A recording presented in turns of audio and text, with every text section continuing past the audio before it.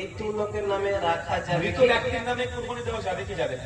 ইবনে মাজাহ একটা হাদিস আছে, আলী বিন আবি তালিব রাদিয়াল্লাহু আনহু আল্লাহর নবীর জন্য তিনি কুরবানি করেছিলেন। ইবনে মাজাহর হাদিস, শেখ আলবানী হাদিসকে মওযু জাল বলেছেন। হাফেজ দুবার আলী যায়দ রাহিমাহুল্লাহ এই হাদিসকে জাল বলেছেন। ইমাম হাজার, ইমাম যাহাবি, ইমাম যাইলাই হানাফি, মুল্লা আলী কারি হানাফি পূর্বে সালাফ থেকে খালাফ পর্যন্ত সবাই এই হাদিসকে যায়দ কেউ মওযু জাল হিসেবে ঘোষণা করেছে। এই হাদিস থেকে দলিল নিয়ে মৃত ব্যক্তির জন্য কুরবানি দেওয়া সালফে সালিহ থেকে প্রমাণিত নয়। তবে হ্যাঁ, কুরবানি নয়, কুরবানির দিনে যদি কোনো একটা পশু যদি আপনি মৃত ব্যক্তিকে দিতে চান, দেওয়াটা বৈধ, সেটা কুরবানি হিসেবে নয়।